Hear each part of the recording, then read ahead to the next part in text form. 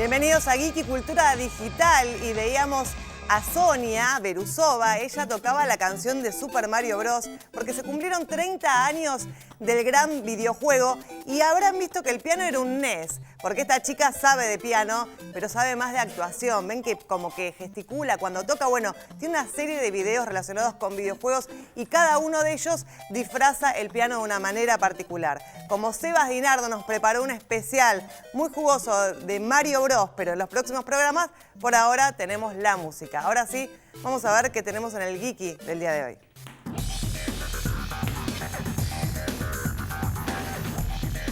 Estaremos hablando de fertilización asistida y cómo cambia todo después de la nueva ley de fertilidad y del nuevo Código Civil.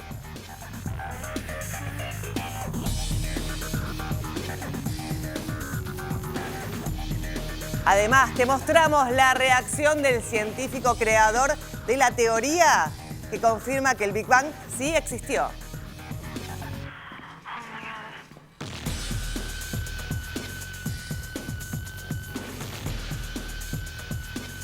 Y además, Sebastián Dinardo nos trae desde la estratosfera, quizás, todo lo relacionado al Mad Max, del cine a los videojuegos.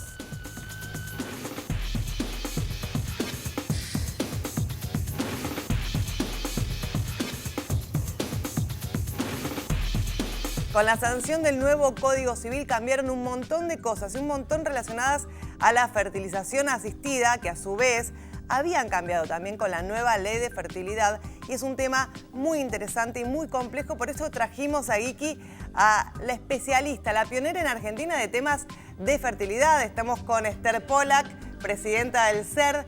Bienvenida, Esther, gracias por venir. Gracias a ustedes. Bueno, Esther, vos fuiste una de las primeras que comenzó con técnicas de fertilidad en la Argentina hace muchos años. ¿Cuándo empezó esto? Bueno, en la Argentina en la década de los 80 y en el mundo en la década, finales de la década del 70. Ya la primera chiquita que nació por fertilización in vitro en el mundo, Louise Brown, nació en el 78, así que ya tiene unos cuantos años y ya tiene hijos. Es decir, el número de chicos nacidos por in vitro son de muchos millones en el mundo. In vitro, ¿y qué tiene que ver fertilidad asistida con in vitro? Son todos términos que quizás la gente no está acostumbrada a escuchar. Exacto. Bueno, la fertilización asistida es todo lo médico, toda la composición que uno necesita hacer ante los problemas de fertilidad para ayudar a las parejas a lograr un embarazo cuando tienen dificultades.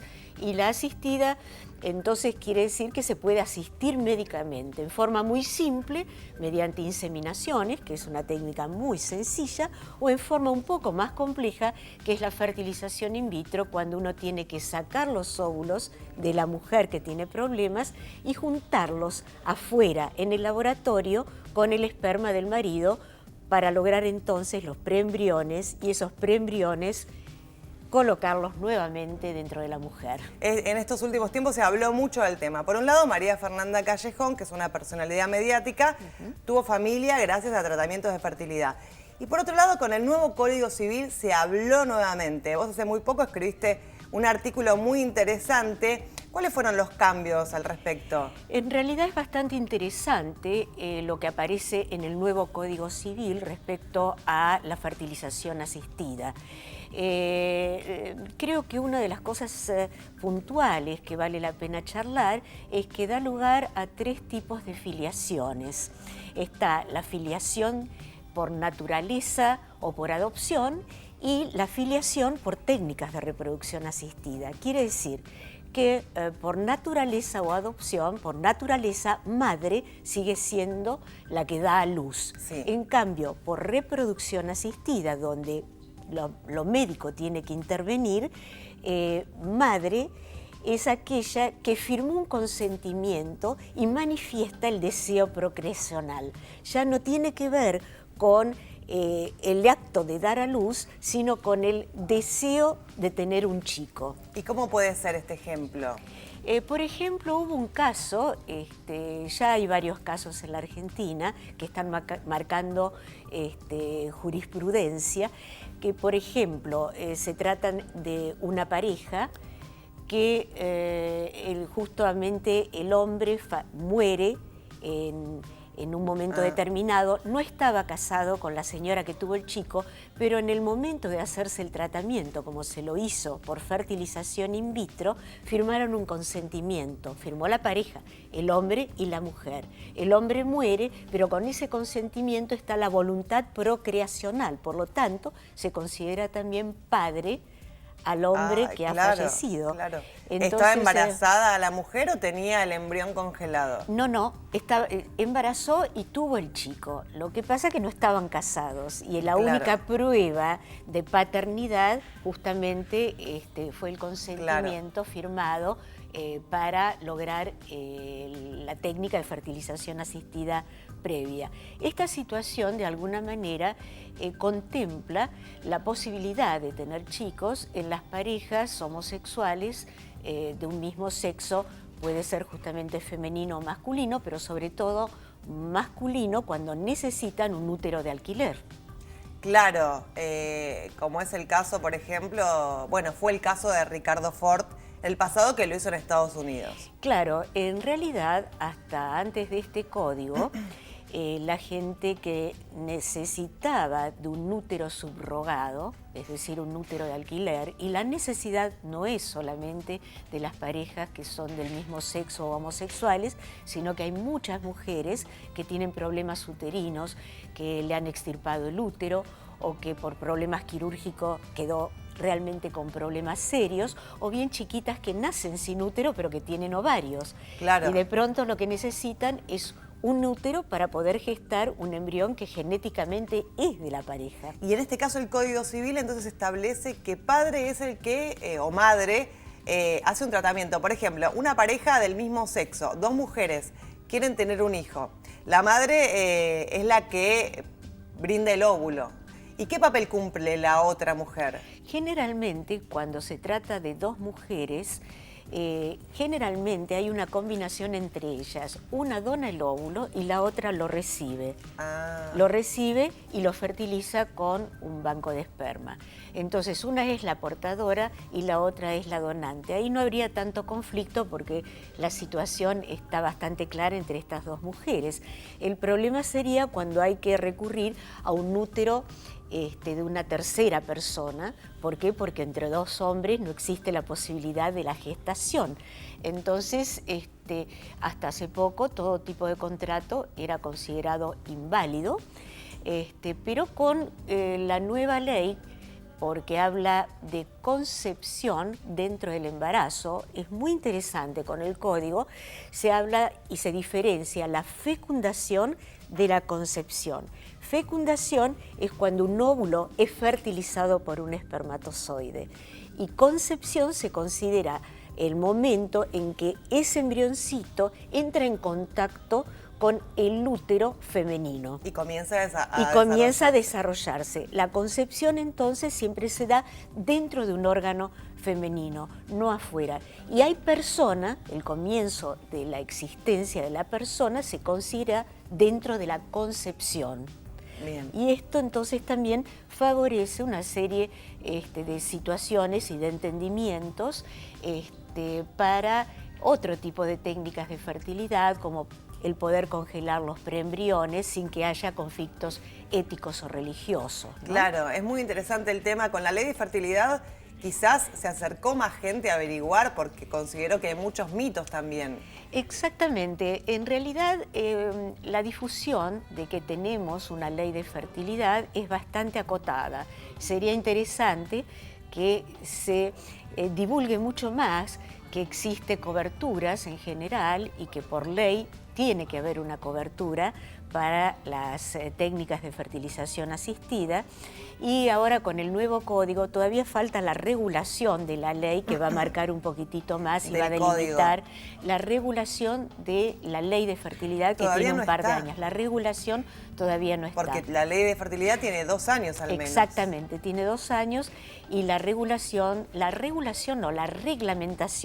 es un error mío, reglamentación de la misma tiene que votarse. ¿Y qué establece la ley de fertilidad? Por ejemplo, ¿qué podría cubrir la obra social o la prepaga en una pareja que está buscando un hijo? En realidad cubriría a todas personas y parejas que tengan deseos de tener un hijo sin hacer ningún tipo de distinción. Y tampoco hay demasiado límite con respecto a la edad, pero pienso que en la regulación va a haber una serie de limitaciones porque lógicamente no se puede hacer tratamientos hasta cualquier edad. Claro, ¿no? claro. Y con respecto a la criopreservación o congelar óvulos, ¿la ley establece algo o no? En realidad, genéricamente sí. Habla sobre las posibilidades, sí, de que tiene cualquier hombre o mujer de criopreservar sus gametas. La gameta femenina es el óvulo, la masculina son los espermatozoides. Y realmente extender la posibilidad de guardar los óvulos y que sea accesible para todo el mundo, si bien hoy en día desde las instituciones tenemos posibilidades y planes para lograr que sea accesible para la mayor cantidad de gente posible, claro, que haya una cobertura desde la ley sería diferente. Y realmente debería estar mucho más difundido el hecho de que la mujer puede postergar su deseo procreacional para más adelante, o postergarlo porque en este momento de pronto no tiene el hombre de su vida o el hombre de sus sueños para tener un chico. Claro, preservar la fertilidad. Preservar esa fertilidad sería guardar los óvulos. Los óvulos, si se guardan, cuanto más joven es la mujer, mejor es. Lo ideal es antes de los 35 años de edad, pero bueno, si alguien todavía tiene deseos, también se puede seguir guardando. ¿Cuántos chicos nacieron a partir de técnicas de congelamiento? En el mundo nacieron millones de chicos. Se calcula que debe haber alrededor de 8 millones de chicos nacidos por técnicas en general. Sí. Y de congelamiento en particular es aproximadamente el 30% de esos 8 millones. ¿Y en la Argentina cómo fue cuando empezaron? ¿Cuándo empezaste a congelar los primeros óvulos? En la Argentina comenzamos el congelamiento en el año 87, con una técnica mucho más precaria. Y al poco tiempo, a los 3 años, implementamos una técnica que usábamos una congeladora planner que se planificaba todo, era muy particular, era un congelamiento lento con un descongelamiento rápido. Ajá. Y ese tipo de técnica quedó suplantada en los últimos años por la técnica de vitrificación, que es mucho más rápida de efectuar. Que no tiene nada que ver con un freezer, están... Absolutamente nada, están dentro de nitrógeno líquido a menos 198 grados centígrados en tanques de nitrógeno líquido y de ninguna manera tiene que ver con, no es dependiente de la luz. La fantasía de la gente, uno de los mitos, es qué pasa si se corta la luz. Si se corta la luz no pasa nada porque está claro en tanques de nitrógeno líquido. Bueno, muy interesante, Esther, se nos acaba el tiempo. Muchas gracias y sí, vamos a seguir difundiendo este tema, pero queríamos poner luz sobre el tema del nuevo Código Civil que cambia este tipo de filiación. Absolutamente. Bueno, muchas gracias por visitarnos. A ustedes. Y ahora vamos a seguir hablando de ciencia, pero en este caso le vamos a ver la cara al científico, uno de los científicos encargados de describir cómo fue, de comprobar que en el mundo empezó hace más de 13 millones de años con el Big Bang, con la teoría de la inflación. Vamos a ver la cara porque uno de los científicos, autor de este trabajo, fue el encargado de ir a la casa de otro a contarle que había sido comprobada su tesis. Ahí estamos viendo el momento en que uno de los científicos encargados de la teoría inflacionaria, inflación cósmica, le dice al otro que la teoría ha sido comprobada. Miren la cara. En este descubrimiento participaron investigadores de diferentes universidades y científicos también de la NASA, y explica que nuestro universo se creó hace 13 millones de años y hasta ahora no se habían encontrado indicios que apuntaban a la deflagración y a la posterior expansión, y estos científicos lo han comprobado. Dicen que pueden ser candidatos al premio Nobel y ellos pudieron comprobar la huella que dejó el mundo cuando justamente hizo esta explosión y se contrajo. Bueno, es súper específico, pero es emocionante ver cómo este trabajo meticuloso de tantos años dio sus frutos, y es la teoría que explica que el mundo nació del Big Bang. Es muy, pero muy importante. Y ahora sí nos vamos a un espacio muy especial, que es la cabina de videojuegos de Sebastián Dinardo. Y desde allí nos cuenta las novedades de este año. Bienvenidos a este rincón de videojuegos. Mi nombre es Sebastián Dinardo, @Moquirrompibles, y les voy a hablar de algo muy importante, algo que a todos nosotros, los gamers, nos encanta. Les voy a hablar de Mario The Game Gallery. No les voy a hablar de Mario Bros, que cumple 30 años en el mundillo de los videojuegos. Les voy a hablar de algo mucho más feliz. Vamos a hablar de Mad Max, el videojuego. Hace muy poquito salió la remake de este clásico de los 80. Mad Max llega a los videojuegos y llega de esta manera. Como dirían en el videojuego, Witness Me. Mad Max llega a nuestras PCs y nuestras computadoras de la mano de Warner Bros. Este ícono de los 80, interpretado por Mad Max y dirigido por George Miller, desembarca en el mundo de los videojuegos con éxito. La historia es sencilla. Mad Max arranca sin nada, su bien más preciado es el auto, y es despojado de él por Lord Scrotus y su pandilla. Es dado por muerto, arrojado en el desierto. Él intenta recuperar su auto, pero ya no es más que partes. Vagando por el desierto se encuentra con un simpático personaje, un enano jorobado, pero que casualmente es un virtuoso de la mecánica. Él dice que Mad Max es un elegido que ha sido enviado por el dios de la combustión y decide acompañarlo en esta epopeya para recuperar el bien más preciado, el auto. Juntos van haciendo alianzas, van conociendo nuevas tribus y van recopilando partes para ir construyendo paso a paso ese auto tan poderoso que Mad Max necesita. Las cosas, por supuesto, se arreglan a los puños en ese futuro tan violento.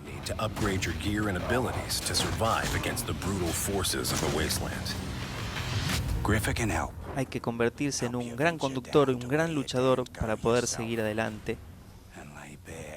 Podemos modificar cada punto, cada paso del auto y cada habilidad de Mad Max para poder llegar a cumplir con su destino.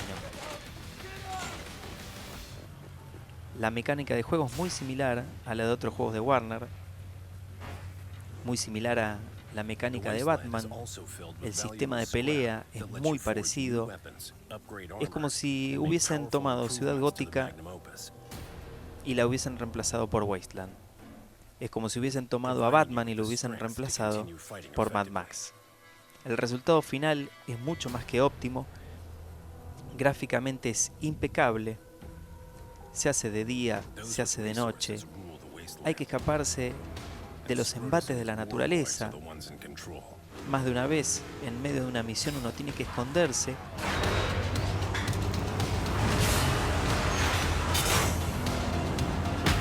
Para sobrevivir a las tormentas, para sobrevivir a esa naturaleza tan fatal que hay en este futuro no muy lejano. Mad Max es entonces un juego muy recomendable. Como dije recién, es gráficamente impecable. Es un juego para no dejar pasar. Ya está disponible. Desde los primeros días de septiembre se puede conseguir para PlayStation, Xbox One y PC. Recuerden, amigos, no lo dejen pasar. Mad Max es impecable. I need powder. Black, deadly, and smoky. And that's where I come in, huh? Now, listen! You go get me this, and you're set for ammo for life. You must take on the forces that rule the wasteland. and endure the unpredictable elements of nature. There are dangerous factions that roam the road. Veíamos el rincón, escuchábamos el rincón de los videojuegos de Sebas Dinardo y ahora nos vamos a despedir con el final del video de Super Mario Bros. En la interpretación del piano de Sonia Belousova. Hasta la próxima.